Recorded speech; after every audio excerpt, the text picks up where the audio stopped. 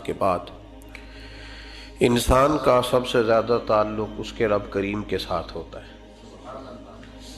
اللہ تبارک و تعالیٰ کی طرف سے اسے نعمتیں ملتی ہیں، رب کریم کی طرف سے اس پر عطائیں ہوتی ہیں۔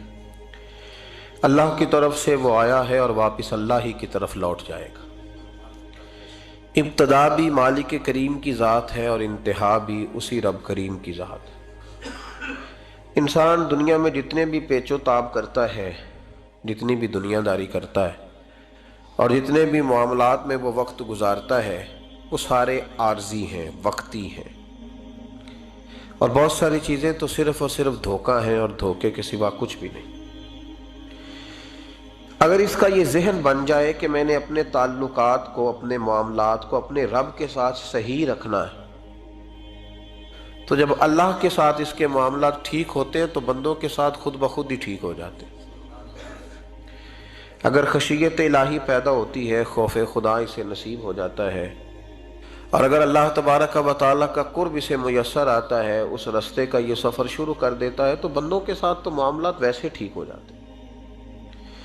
اس لیے کہ جب اللہ سے ڈرے گا، نہ دھوکہ کرے گا، نہ فریب کرے گا، نہ جھوٹ بولے گا، نہ کسی شخص کے ساتھ بددیانتی کرے گا، جب اللہ کے ساتھ اس کا تعلق ٹھیک رہے گا، اور جب یہ اپنے آپ کو آزاد سمجھے گا نا کہ میں ہوں اور میں ہی ہوں اور میں نہیں چلنا ہے، تو پھر یہ اپنی مرضی سے معاملات کو چلائے گا تو خرابی پیدا ہوگی۔ اللہ تبارک و تعالیٰ کے ساتھ انسان کا جو رشتہ ہے، اس میں انسان کی کچھ کمزوریاں آڑے آتی ہیں، گناہ ہو جاتے ہیں، غلطیاں ہو جاتی ہیں۔ ان غلطیوں کے بعد اپنے رب کریم کے ساتھ اپنے تعلق کو مضبوط کرنے کے لیے اللہ رسول نے جو ہمیں وظیفہ دیا اس کو استغفار کہتے ہیں۔ استغفار ویسے اس کا لفظی معنی تو ڈھانپنا ہوتا ہے، یہ غفر سے بنا ہے، لیکن اس کے اصطلاحی معنی یہ ہے کہ جو گناہ انسان سے ماضی میں ہو جائیں ان سے معافی چاہنے کا نام استغفار ہے۔ کچھ لوگ توبہ اور استغفار کا لفظ اکٹھا بولتے ہیں، لیکن توبہ کا معنی ہوتا ہے آئندہ گناہ نہ کرنے کا وعدہ کرنا، اور استغفار کا معنی ہوتا ہے پچھلے گناہوں سے اللہ کے حضور معافی مانگنا۔ اگرچہ مفہوم کے لحاظ سے یہ ہم معنی ہی بنتے ہیں، لیکن ان کا جو اصطلاحی مفہوم ہے وہ یہ ہے کہ جب آپ پچھلے گناہوں سے معافی مانگ رہے ہوتے ہیں تو اس کو استغفار کہتے ہیں۔ اللہ تعالیٰ نے اس استغفار کو بڑا پسند فرمایا، بڑا پسند فرمایا، اور یہ استغفار کے جملے مالی کو اتنے پسند آئے کہ اللہ نے نبی پاک علیہ السلام کو بھی حکم دیا، کہا محبوب آپ بھی میری بارگاہ میں استغفار کریں۔ اگرچہ حضور کا استغفار اس معنی میں نہیں ہے، بلکہ نبی پاک کا استغفار تو بلندی درجات کا معاملہ ہے، چونکہ استغفار خود ایک عبادت ہے، تو یہ عبادت کرنے کا اللہ نے اپنے محبوب کو بھی ارشاد فرمایا۔ جب فتح مکہ ہوئی تو فرمایا اذا جاء نصر اللہ والفتح، جب اللہ کی مدد آئی تو پھر فتح نصیب ہوئی، وَرَأَيْتَ النَّاسَ يَدْخُلُونَ فِي دِينِ اللَّهِ أَفْوَاجًا، تو پھر آپ دیکھیں گے لوگوں کو، لوگ فوجوں کی فوجیں دین میں داخل ہو رہے ہیں۔ لوگ پہلے ایک ایک دو دو کر کے آیا کرتے تھے، تو اب فوجوں کی فوجیں آ رہی ہیں، تو یا اللہ ہم کیا کریں؟ تو رب کریم نے فرمایا محبوب فَسَبِّحْ بِحَمْدِ رَبِّكَ وَاسْتَغْفِرْ، اپنے رب کے لیے حمد کرو، تسبیح پڑھو اور استغفار کرو۔ کیا کرو؟ استغفار، معافی مانگو، اس کے حضور آہذاری کرو، استغفار کرو۔ معنی یہ ہوا کہ جب تو غلطی ہو جائے پھر بھی استغفار کرو، جب اللہ زیادہ نعمتیں دے پھر بھی پھر بھی استغفار کرو۔ ہمارے ہاں یہ ہوتا ہے کہ جب تو کوئی نقصان ہوتا ہے تو وہ اللہ کی طرف سے ہوتا ہے، نقصان ہو جائے تو کہتے ہیں اللہ کی مرضی تھی، اور فائدہ ہو جائے تو کہتے ہیں میں نے محنت ہی بڑی کی تھی، میری جدوجہد بڑی تھی۔ ایک بچہ ایک دفعہ میرے پاس کہیں انٹرویو کے لیے جا رہا تھا، تو دعا کرانے آیا، کہنے لگا میں نے وہاں جانا ہے، دعا کیجئے گا اللہ تعالیٰ کامیابی دے۔ میں نے دعا کی، کچھ اس کو پڑھنے کو بتایا، لیکن کامیاب نہ ہو سکا، لوٹ آیا۔ تو میں نے پوچھا کہ کیا بنا؟ کہنے لگا حضرت صاحب بس اللہ کی مرضی تھی، اللہ کی مرضی تھی۔ پھر ایک دفعہ گیا تو نہ کہا اللہ کی مرضی تھی، تیسری دفعہ گیا کامیاب ہو گیا۔ تو بھئی اب کیا بنا؟ کہنے لگا جی جب میں داخل ہوا تو اس نے جاتے ہی مجھ سے پوچھا سب سے پہلا سوال یہ کہ تمہیں جنرل نالج کی بھی کچھ معلومات ہے یا شعبے کے آدمی ہو؟ تو میں نے کہا جناب پوچھئے۔ تو انہوں نے پاکستان کا حدود اربہ پوچھا تو میں نے فٹافٹ بتا دیا۔ پھر انہوں نے مجھ سے پوچھا کہ یہ جو مینار پاکستان ہے اس کی تجویز کس شخص نے دی تھی تو میں نے فٹافٹ اس کا بھی نام بتا دیا. پھر شارٹ ہینڈ کے ایک دو سوالات اس نے کیے تو وہ بھی میں نے بتا دیے, تو الحمدللہ کامیاب ہو گیا. میں نے کہا بیٹے جب تو ناکام ہوا تھا تو اللہ کی مرضی تھی, اور کامیاب ہوا ہے تو میں لگا دیے. اب اللہ کی مرضی کدھر گئی؟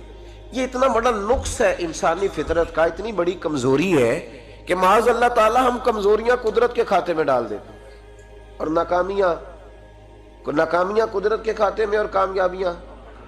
کیا تماشا. حالانکہ ہونا یہ چاہیے تھا کہ جہاں انسان کمزور پڑے تو کہے میری غلطی تھی, میری غلطی تھی. صوفیاء یہ سبق دیتے ہیں, اللہ کے بندے یہ پیغام دیتے ہیں کہ جب تو کہیں ناکام ہو جائے تو سمجھ جائے تیری, اور جب تو کامیاب ہو جائے تو سمجھ رہے اللہ راضی ہو گیا تھا, اللہ نے رحمت کر دی, اس نے فضل کیا. تو یاد رکھیں استغفار, کئی چیزوں پہ استغفار ہوتا ہے, کئی چیزوں پہ, اور استغفار کا نفع ملتا ہے. کیا نفع ملتا ہے؟ وہ سورہ نوح کی آیت نمبر 10, 11 اور 12 میں اللہ نے بیان فرمایا کہ استغفار صرف گناہ سے معافی چاہنے کا نام نہیں, بلکہ استغفار کا تمہیں فائدہ ملے گا. کیا؟ رب فرماتے ہیں فَقُلْتُ اسْتَغْفِرُوا رَبَّكُمْ. جب حضرت نوح کی قوم قحط کا شکار ہو گئی, آزمائشیں آ گئیں, تو آ کے حضرت نوح سے کہنے لگے اب ہم کیا کریں؟ تو کیا کہا حضرت نوح نے؟ فرمایا فَقُلْتُ اسْتَغْفِرُوا رَبَّكُمْ. آپ نے فرمایا اپنے رب سے استغفار کرو, اپنے رب سے. انہوں نے قحط کی بات کی, انہوں نے کہا کہ کھیتیاں اجڑ گئی ہیں, بارش نہیں ہو رہی, قحط کی بات کی. آپ نے کیا کہا؟ استغفار کرو. کیوں کہ انہو کان غفارا, بے شک اللہ بڑا ہی بخشنے والا. وہ کیا کرے گا؟ یرسل السماء علیکم مدرارا, وہ تم پر موسلا دار بارش برسائے گا. جب تم استغفار کرو گے تو اللہ موسلا دار بارش برسائے گا. وَيُمْدِدْكُمْ, اور وہ تمہاری مدد کرے گا. استغفار کرنے والے کی اللہ کیسے مدد کرے گا؟ بِأَمْوَالٍ وَبَنِينَ, تمہیں مال بھی عطا کرے گا اور بیٹے بھی عطا کرے گا. بارش بھی دے گا استغفار کرنے والے کو, اور مال اور اولاد سے اس کی مدد بھی کرے گا. وَيَجْعَلْ لَكُمْ جَنَّةٍ وَيَجْعَلْ لَكُمْ أَنْهَارًا, اللہ تمہیں جنت بھی عطا کرے گا اور تمہیں نہریں بھی عطا فرمائے گا. تمہارے لیے جنت بھی بنائے گا, انہار بھی بنائے گا. توبہ کا, استغفار کا تمہیں یہ فائدہ ملے گا. ایک استغفار, ہمارے بزرگوں نے وہ لکھا ہے کہ جب انسان کو اللہ نعمتیں دیتا ہے تو پھر رب کا حکم ہے کہ اس پر شکر بھی کرے. نعمتوں پر اللہ کا شکریہ نہ کرنے پر بھی استغفار کرنا چاہیے. کہ اللہ تو نے بڑا کچھ دیا تھا پر میں شکر ادا اس پر بھی. ہمارا تو اب یہ حال ہے کہ جو ہمارے پاس چیزیں ہیں وہ ہم کہتے ہیں یہ تو میرا حق تھا, لیکن جو نہیں وہ مجھے فٹافٹ ملنی چاہیے. مطلب اگر میرے پاس صحت ہے تو اس کو میں اپنا حق سمجھ لیتا ہوں کہ یہ تو میرا, یہ چونکہ ٹھیک ہے جی, یہ تو صحیح ہے, تندرستی ہے, یہ تو ٹھیک ہے, لیکن کار کوئی نہیں, وہ ذرا مل جانی چاہیے. اولاد تو میرے پاس ہے, وہ تو میرا حق تھا, میرا رائٹ تھا, معاذ اللہ وہ تو ہم نے حق بنا لیا. اور میرے پاس بنگلہ کوئی نہیں, وہ مجھے فٹافٹ مل جانا چاہیے.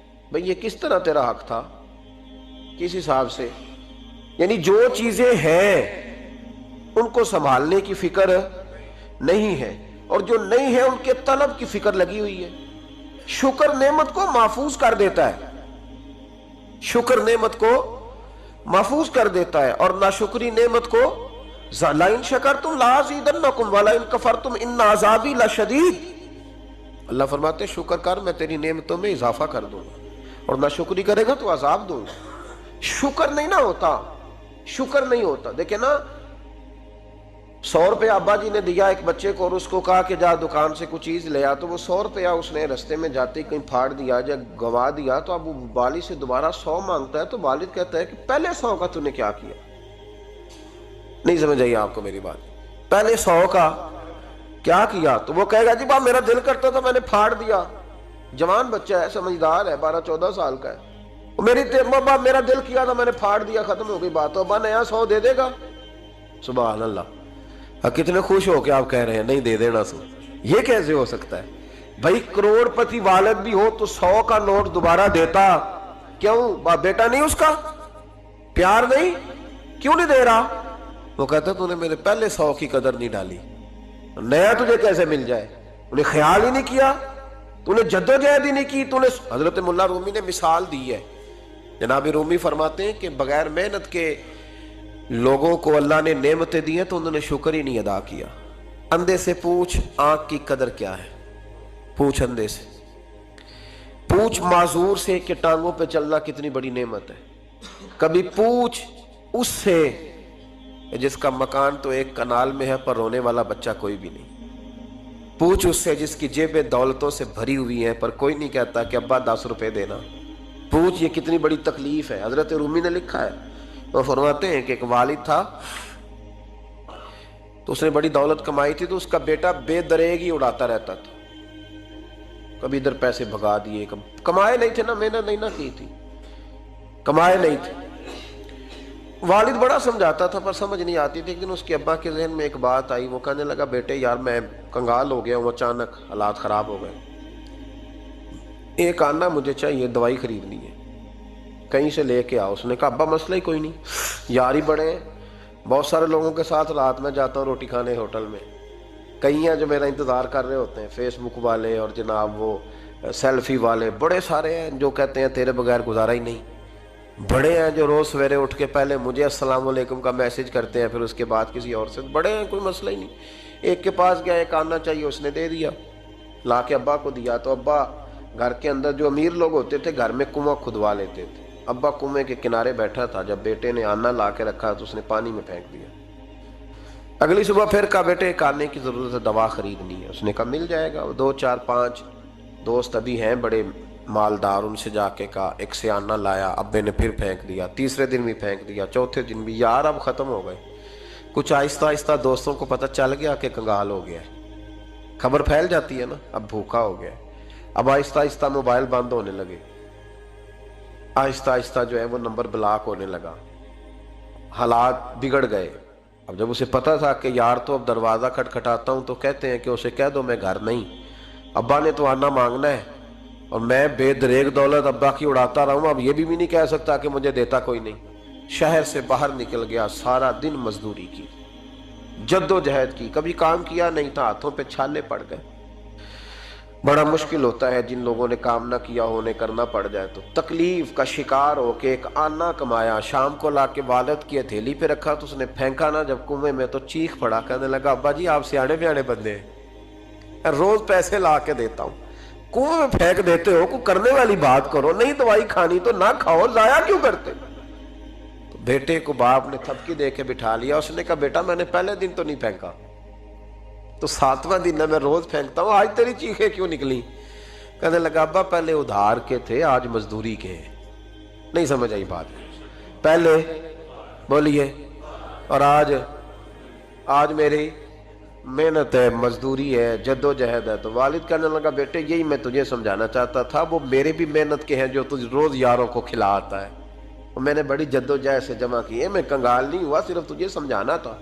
ओ भाई ये आंखें तेरी मेहनत की नहीं ना, इसलिए तू शुक्र नहीं अदा करता। ये वजूद, ये टांगे, ये शऊर, ये तेरी जद्दोजहद का नहीं। जो अकल की दौलत अल्लाह ने दी है ना, ये तेरी मेहनत की नहीं। अगर मेहनत की होती तो तू सजदे में पड़ा रहता, तू ख्याल करता। अल्लाह ने आंखें दी है कुरान देखने के लिए, जब कोई किसी गंदी चीज को देखता है तो नाशुक्री करता है, जब गलत तरफ उठाता है ये चीजें तो नाशुक्री करता है। साहिबो याद रखना और इस पर जरूर गौर करना कि जब नेमतों का शुक्र अदा न किया जाए तो फिर हमें इस्तिगफार का हुक्म दिया गया है। फिर क्या करना है हमने? इस्तिगफार के, या अल्लाह हम तेरी नेमतों का शुक्र अदा नहीं कर सके तो हमें माफ फरमा दे, तो हमसे दरगुजर फरमा, माफ फरमा। एक इस्तिगफार इस बात का है कि देखे ना, ये रसूल पाक अलैहिस्सलाम का फरमान, ये हदीस इमाम राजी ने लिखी है, और नबी पाक की फरमान के लिहाज से जो चीज़ हमारे सामने आए ना उस पर हमारी आंखें भी खुल जानी चाहिए, दिल भी खुल जाना चाहिए कि कोई ख़ास ही बात थी जो हुजूर ने बयान फरमाई सल्लल्लाहु अलैहि वसल्लम। सरकार दो आलम अलैहिस्सलाम ने फरमाया एक आदमी ने 500 साल बगैर रियाकारी के अल्लाह की इबादत की। कितने साल? 500 साल। ये 5 साल नहीं होती बगैर रियाकारी की। तहज्जुद पढ़ने वाला जब तक 6 लोगों को बता ना दे तहज्जुद पढ़ी है, उतनी देर तो तहज्जुद आगे बढ़ती नहीं। कम से कम 6 बंदों को पता होना चाहिए। और मेरे जैसे हाजी नमाजियों का तो दिल करता है कि वजीफे पे बंदा रखा जाए जो तारीफ़ें करे सुबह शाम। काजी साहब की क्या बात है, हजरत साहब की वजीफा देंगे उसको महीने का, वो तारीफ़ करे खोल के, कहे आपकी बड़ी बात। یہ مرض ہے، تعریف سننا نا، یہ بیماری ہے، اس نے جھوٹ کو جنم دیا ہے، بہت بڑا مرض ہے۔ حضرت سعدی نے اس پر بہت بڑے مقالہ جات لکھے ہیں اور فرماتے ہیں یہ مرض کچھ لوگوں میں بہت زیادہ ہوتا ہے۔ ایک امیروں میں، امیر لوگ ناراض نہ ہو جائیں پر انہوں نے کہا ہے تو کوئی حکمت ہوگی نا، امیروں میں تعریف سننے کا مرض بہت زیادہ ہوتا ہے۔ فرماتے ہیں ایک بادشاہوں میں اور تیسرا عورتوں میں، ان میں یہ بیماری بہت زیادہ ہوتی ہے۔ کوئی تعریف نہ کرے تو خود اپنی کرنی شروع کر دیتے ہیں، خود ہی کہہ دیتے ہیں کہ کیا بات سی، میرے ابا جی تے وہ تے 100 حال چلدا سی تے 150 بندہ ٹکر کر، ابا جی دی چھڑ تو دس تیرے کنے چل دے، تیرے کول کنے بندے روٹی کھاندے، اپنی بات کرنا۔ اقبال کہتے تھے تو وہ آبا تمہارے ہی مگر تم کیا ہو، ہاتھ پہ ہاتھ درے منتظر فردہ، ابا جی کی دادا جی کے چھوڑ اپنی کر، ہمیں تو تیرا پتہ ہے تو اپنی بات کر، تیرے اندر بھی کوئی چیز ہے کہ نہیں؟ ابا دادا تو سب کے بڑے ہیں، حضرت آدم کی اولاد ہے تو حضرت آدم نبی تھے، تو باپ دادا تو سب کے بڑے بڑے ہی ہیں، بات یہ ہے کہ اپنی بات کرنی چاہیے نا۔ تو یہ بیماری ہے، یہ نقص ہے۔ 500 سال بغیر ریاکاری کی عبادت، اور بیان میرے نبی کریم علیہ السلام فرما رہے ہیں 5، بولیے، یہ بہت بڑا مسئلہ ہے، دکھاوا نہ ہو، ریاکاری نہ ہو۔ ہم مجالس میں جاتے ہیں نا جناب، محافل میں، تو لسٹ ملتی ہے، یہ چودھری صاحب نے صدارت ہے، انہوں نے خصوصی تعاون کیا ہے، تو یہ فلانے صاحب ہے تو ان کا بھی نام لینا ہے۔ تو میں کبھی کبھی کہہ دیتا ہوں کہ یار آپ نے تو کہا تھا یہ نبی پاک کی تعریف کی محفل ہے، اور یہاں آپ نے لسٹ لگا دی ہے پوری تعریف کرنے والوں کی۔ کچھ ضروری ہے کسی کا نام لینا اور اس کا جناب ذکر کرنا اور اشتہار پہ اس کی فوٹو آنا؟ یہ کچھ ضروری ہے؟ ویسے بھی کوئی اچھا لگتا ہے کہ نبی پاک کے نام کی محفل اور میں صدارت کر رہا ہوں؟ ڈرنا چاہیے نا مجھے اللہ تعالیٰ، حضور کی محفل اور میری صدارت، اس پر کبھی غور کریں۔ اگر کوئی راہ طریقت کا مسافر ہوگا تو تڑپ جائے گا کہ نبی پاک کے نام کی محفل اور سرپرستی ایک ایسے آدمی کی جس کو وضو تک نہیں کرنا آتا، چھ معنی دار ہے، کوئی دھندا ہے معاذ اللہ تعالیٰ، جس کا جو دل کرے وہ کرتا جائے۔ 500 سال بغیر ریاکاری کی عبادت کی، 5 بڑا مشکل ہوتا ہے۔ حضور فرماتے ہیں یہی بندہ جب اللہ کے حضور کھڑا کیا جائے گا تو رب کریم اس سے کہے گا کہ چلو اس کو میرے فضل سے جنت میں لے جاؤ، تو عرض کرے گا مالک فضل تو ٹھیک ہے پر 500 سال لگائے ہیں میں نے، 5۔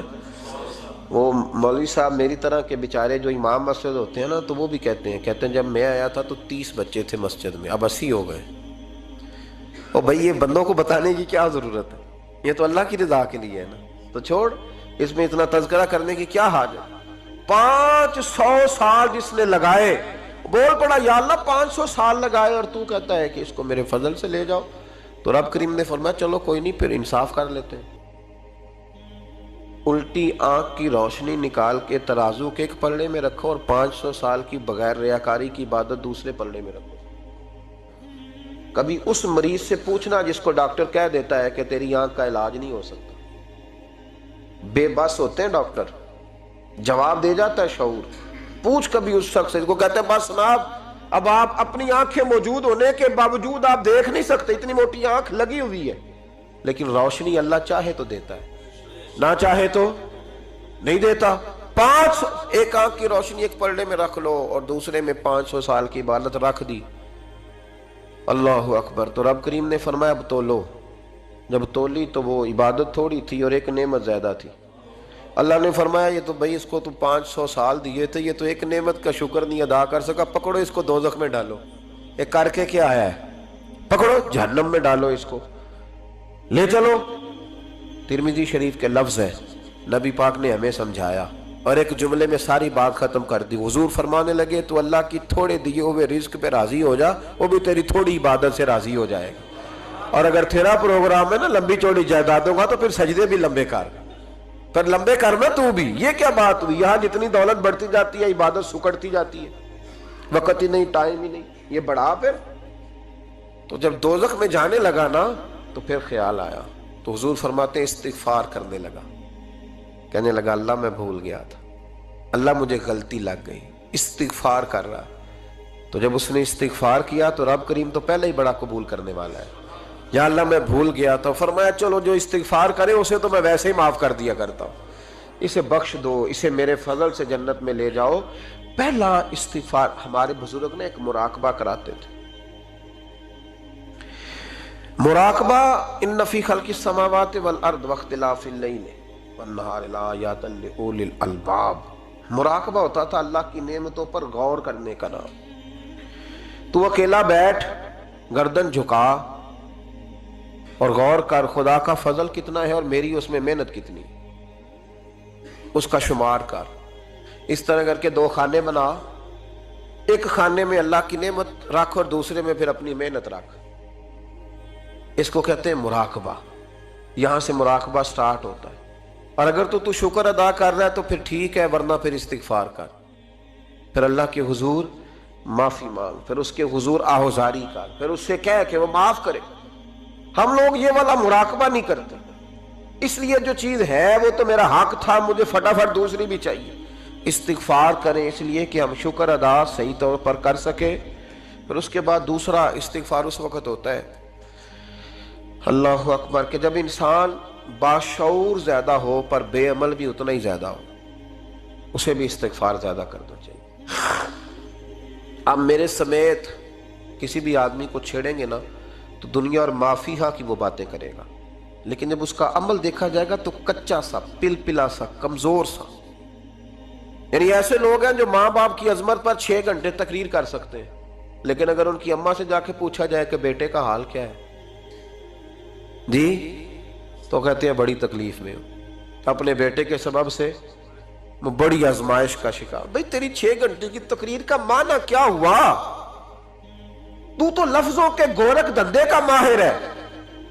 لفظوں میں ادھر گیا ہوا تھا بڑی دور پنجاب کے ایک شہر میں، تو ایک صاحب مجھے کہنے لگے کہ میری 21ویں سالانہ محفل ہے. میں نے کہا آپ نماز پڑھتے ہیں؟ کہتے نہیں. تو میں نے کہا محفل کا کیا معنی رکھا ہوا ہے آپ نے؟ یہ کیا ہے، رسم ہے؟ فلاں بہت بڑے عالم کو میں نے بلایا، فلاں کو بھی بلایا، فلاں نعت خواں بھی. یہ کیا ہے؟ اگر تو نمازی نہیں آج تک، اس کو کیا سمجھتا ہے تو؟ میرے بھی فلاں بزرگ سے بھی تعلقات ہے، تو تو نے کیا حاصل کیا ان سے؟ تعلقات کا کیا مطلب ہوتا ہے؟ فوٹو آتی ہے ساتھ، اخباروں میں تصویر لگ گئی، فیس بک پہ آ گیا کہ میں ان سے ملا ہوں، اتنا تعلق ہے؟ یہاں تو بھائی خوشبو کے قریب سے بندہ گزر جائے تو خوشبو آنے لگ جاتی. تو نے پایا کیا؟ شعور ہونا اور عمل نہ ہونا بہت بڑی مصیبت ہے. اس سے اللہ کی بارگاہ میں استغفار کرنا چاہیے. یعنی انسان کو عقل ہو، پتہ ہو، خبر ہو، پر اس کے پاس دھیلے کا عمل نہ ہو. اس کو 3400 حدیث آتی ہو کہ نماز نہ پڑھنے والے کی سزا یہ ہے، پھر بھی نہ پڑھے تو سزا ہے کہ نہیں اللہ کی طرف سے؟ حضرت رومی رحمت اللہ علیہ فرمایا کرتے تھے بہت سارے بندوں کو اللہ سارا کچھ دیتا ہے، مسجد آنے کی توفیق نہیں دیتا. معنی یہ ہے کہ اللہ ان سے ناراض ہے. وہ کہتے ہیں کہ میں بڑا سمارٹ ہوں. تو عقل ہونا اور عمل نہ ہونا، اس پر بھی استغفار کرنا چاہیے. شعور ہو اور انسان کو عمل کی توفیق. یار ساری زندگی گورکھ دھندے میں گزر گئی لوگوں کی، لفظوں کے بڑے ماہر رہے، اور میں ایسے لوگوں کو دیکھتا ہوں تقریریں 6 گھنٹے کی، او ہو 9 گھنٹے کی تقریریں سنتے بیٹھتے ہیں مجالس میں. نماز کا وقت آتا تو مصیبت بن جاتا، بھاگتے ہیں، جان چھڑاتے. مسجد کی حاضری 20 منٹ کی بھی صحیح نہیں دے سکتے. کیا ہے یہ کیوں بہت بن گیا تیرے اوپر؟ غور کر، ڈر اللہ سے. میرے نبی کریم علیہ وآلہ وسلم نے ارشاد فرمایا قیامت کے دن کچھ لوگ کئیوں کی بات سن کے جنت میں چلے جائیں گے. اللہ تعالی ہماری پردہ پوشی عطا فرمائے. کہا کچھ تبلیغیں کرنے والے دوزخ کے دروازے پہ کھڑے ہوں گے تو وہ جنتی کہیں گے کہ مولانا پیر صاحب ہم تو آپ کی بات سن کے جنت میں جا رہے ہیں، تو آپ یہاں کیوں کھڑے ہیں؟ تو وہ کہیں گے ہائے افسوس، میں کہتا تو رہا پر عمل نہ کر سکا. میں عمل، اس سے مراد صرف ممبر پہ بیٹھنے والا مولوی نہیں، اس سے ہر وہ شخص مراد ہے جو نصیحتیں تو بڑی کرتا ہے لیکن خود عمل وہ بہت بڑا الفاظ کا ذخیرہ رکھتا ہے، پر عمل کے لیے 2 سجدے بھی صحیح طریقے سے دے سکتا. پھر وہ استغفار کرے، پھر وہ اللہ کی بارگاہ میں معافی مانگے، پھر وہ توبہ کرے. اس لیے کہ جو جتنا بڑا ہوتا تھا نا اس پہ خشیت بھی اتنی زیادہ طاری ہوتی، اس پر خشیت بھی اتنی جتنا. حضرت عمر فاروق رضی اللہ تعالیٰ عنہ کو زخم لگ گیا، شدید زخم لگا، آپ آ گئے، بڑی زیادہ خون بہ گیا ہے، بہت سارے صحابہ آپ کے گرد جمع ہو گئے، حضرت عبداللہ ابن مسعود بھی آ گئے، تو جناب عمر رونے لگ گئے۔ اب تو رونا آتا ہی نہیں لوگوں کو۔ حضرت محی الدین ابن عربی کہا کرتے تھے جس کو پورا ہفتہ ہو گیا نا وہ طریقت کا مسافر بھی، جاگ رہے ہیں آپ حضرات؟ کہتے تھے جس کو پورا ہفتہ ہو گیا نا طریقت کا مسافر بھی ہے، پر اللہ رسول کی یاد میں رویا نہیں۔ فرماتے تھے مجھے تو اس کے ایمان پر شک ہونے لگ گیا کہ 8 دن ہو گئے اسے خیال ہی نہیں آیا۔ حضرت عمر میدان میں جس شخص کے کبھی پاؤں نہیں لڑکھڑائے، اللہ رسول کی بات آتی تھی تو دریا بہتے تھے آنسو، یہاں حال ہی کوئی نہیں۔ خشک جملے اور جناب موٹے موٹے تراشے ہوئے فکرے اور لفظوں کی ہیرا پھیری، اس کے علاوہ کوئی چیز نظر ہی نہیں آتی۔ حضرت عمر رونے لگے، آخری وقت ہے، تڑپ رہے ہیں، آنسو بہہ رہے ہیں۔ حضرت عبداللہ ابن مسعود آ گئے، انہوں نے کہا عمر تیری ہجرت بھی بڑی باکمال تھی، تیرا اسلام قبول کرنا بھی بڑا ہی باکمال تھا، حضور بھی تجھ سے ہمیشہ راضی رہے۔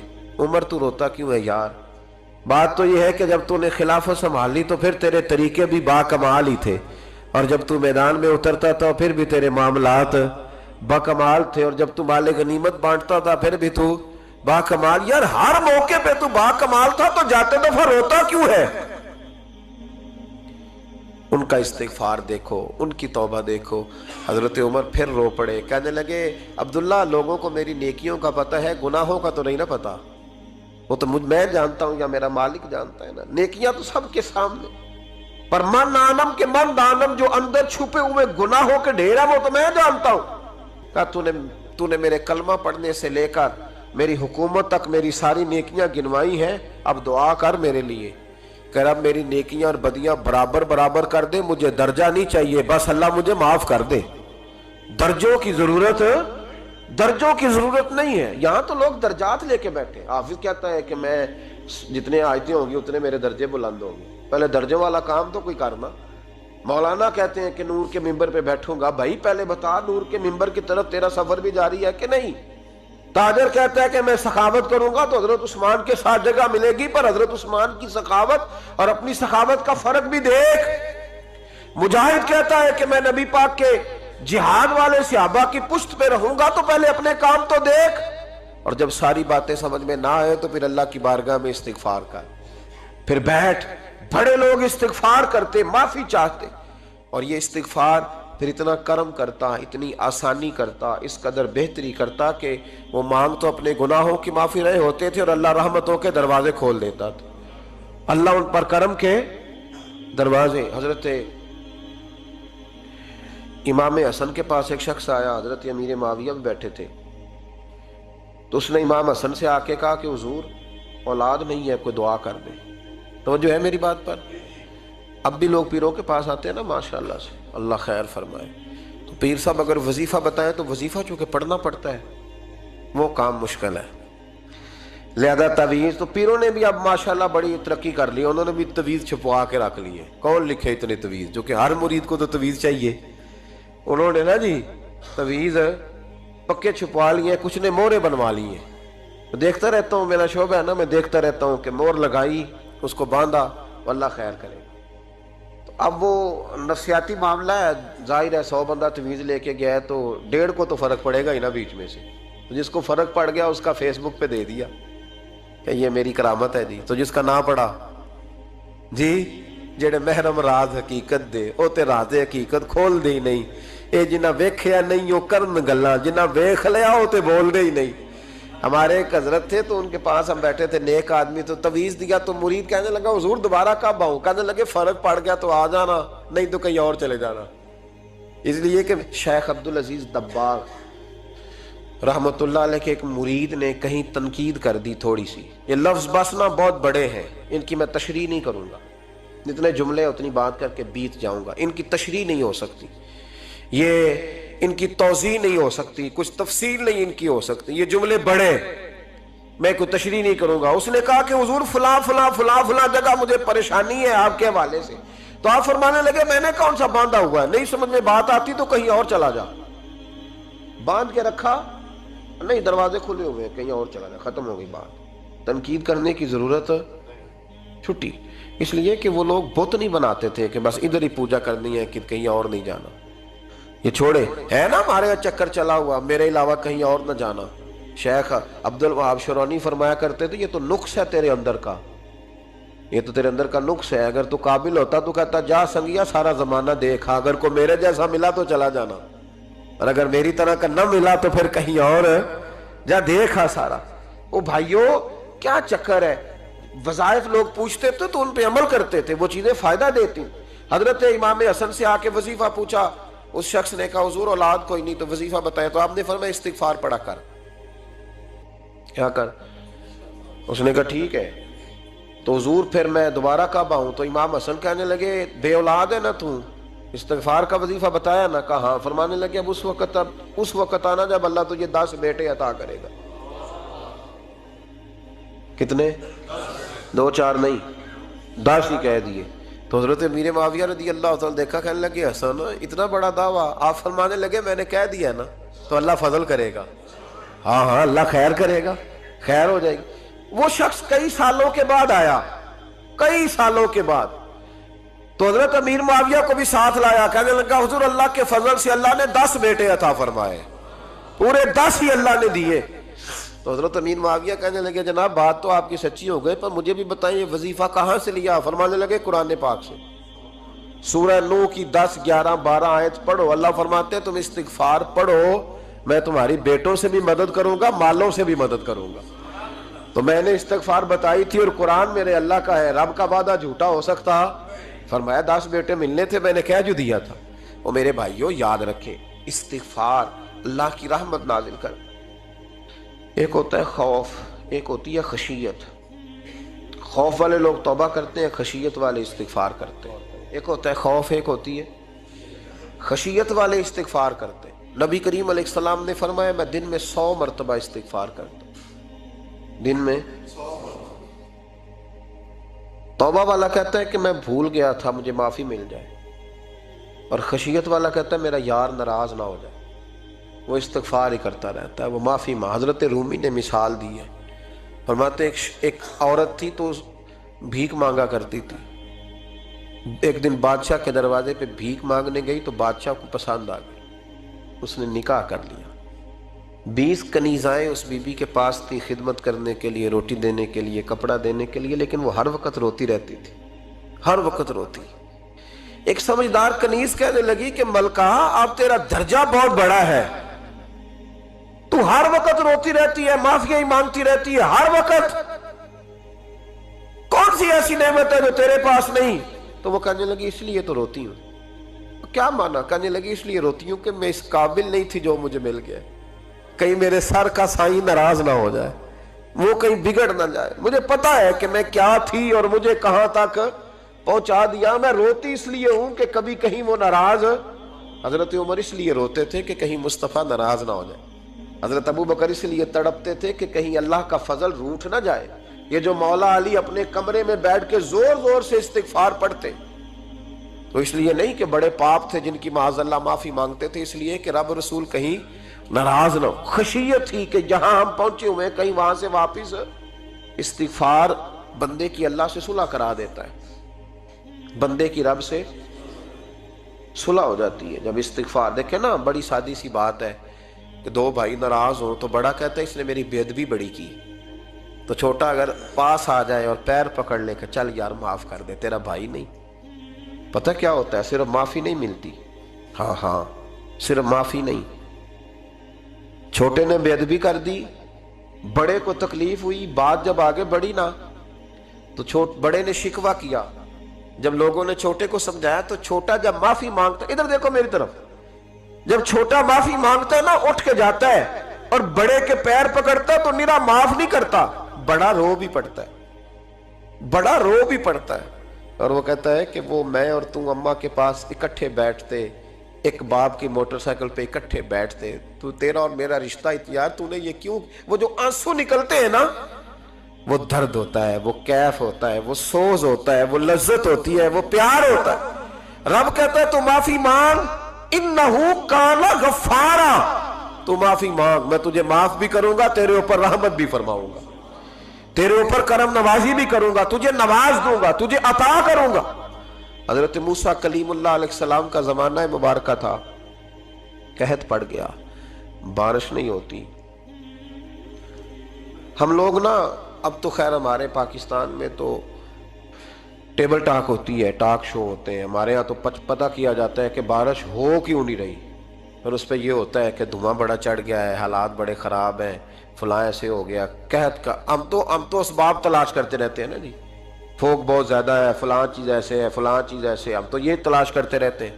وہ لوگ یوں نہیں کرتے تھے، وہ سیدھے جا کے مصلوں پہ بیٹھتے تھے، اس لیے کہ وہ کہتے تھے جب رب چاہتا ہے تو پھر کوئی چیز کسی چیز کو روک سکتی، وہ سیدھے مصلے پہ بیٹھتے۔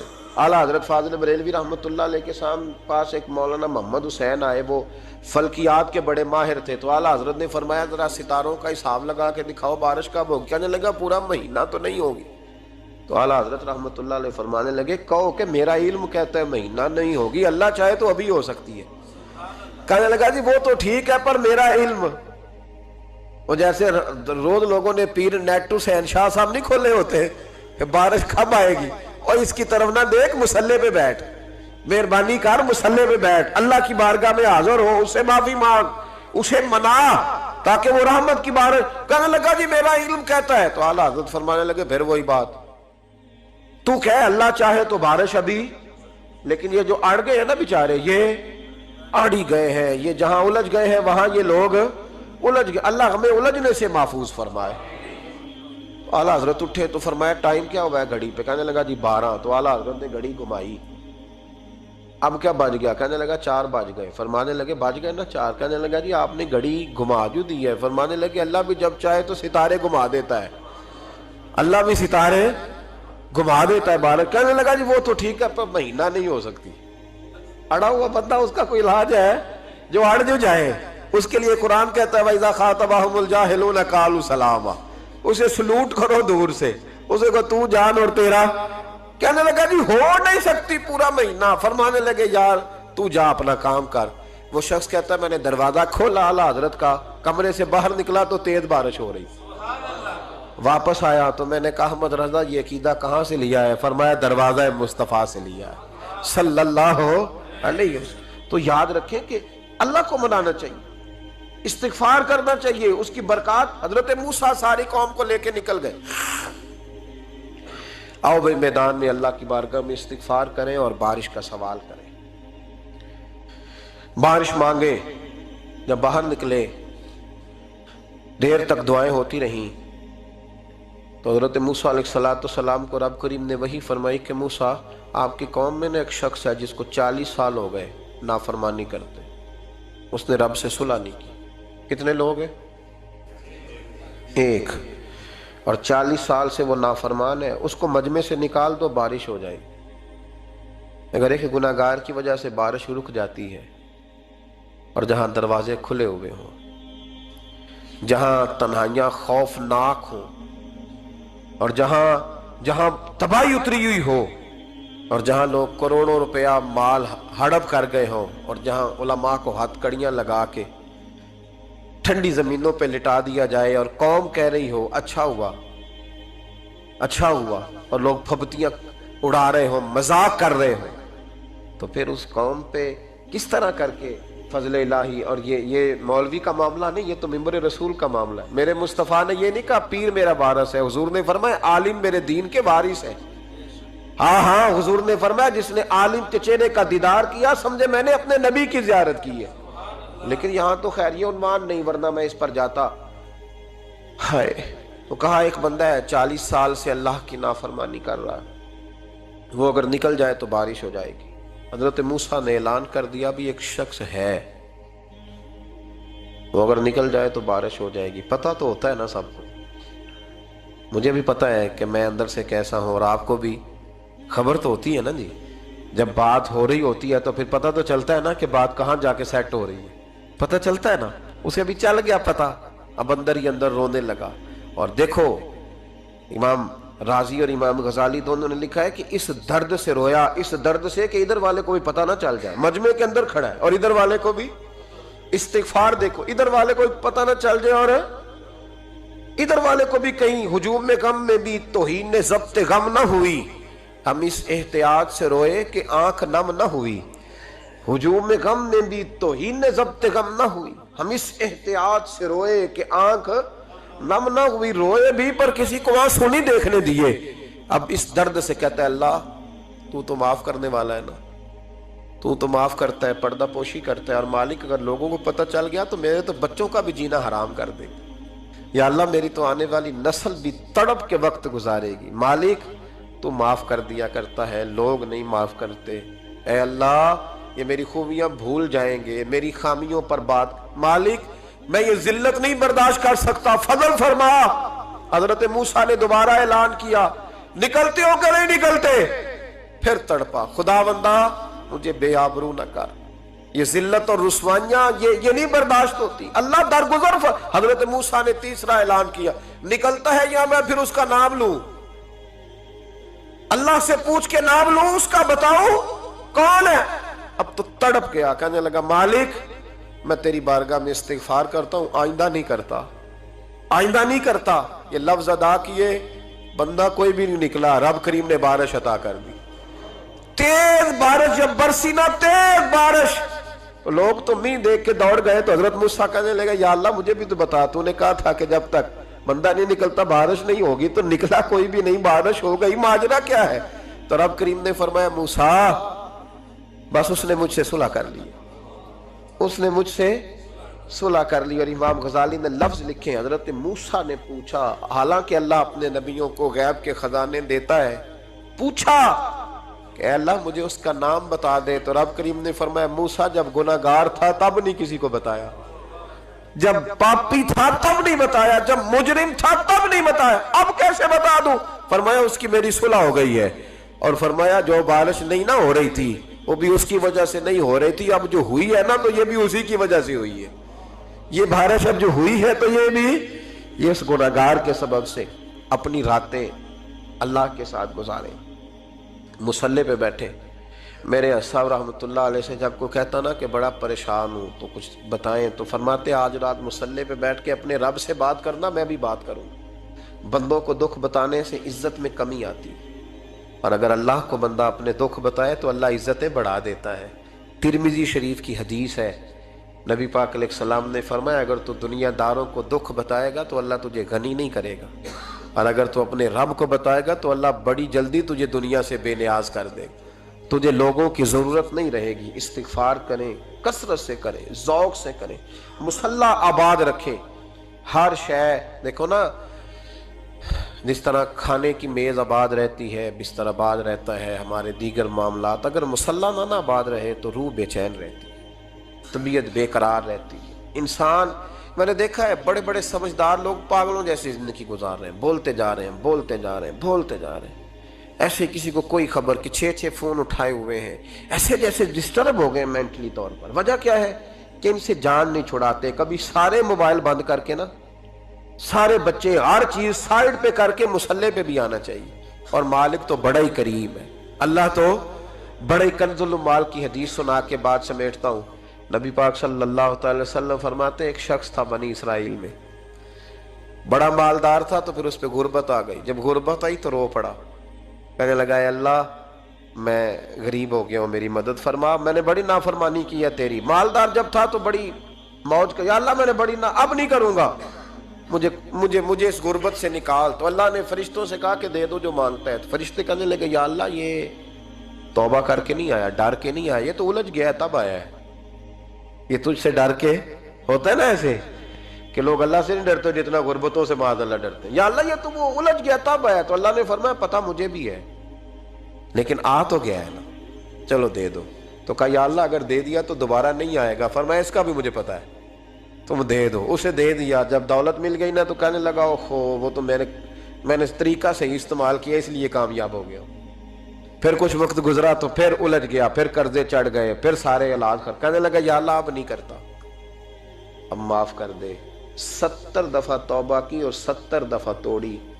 हबीब करीम फरमाते एक दिन बिस्तर पे था, आसानी थी, 70 दफा फरिश्तों ने कहा या अल्लाह ये झूठा है, झूठ बोलता है, ये तो गुर्बत है, ये तो तेरी बारगाह में आया वरना कभी ना आता, बीमार हुआ है तो आया, इसका तो बच्चा बीमार हुआ है तो आया, वरना कभी ना आता।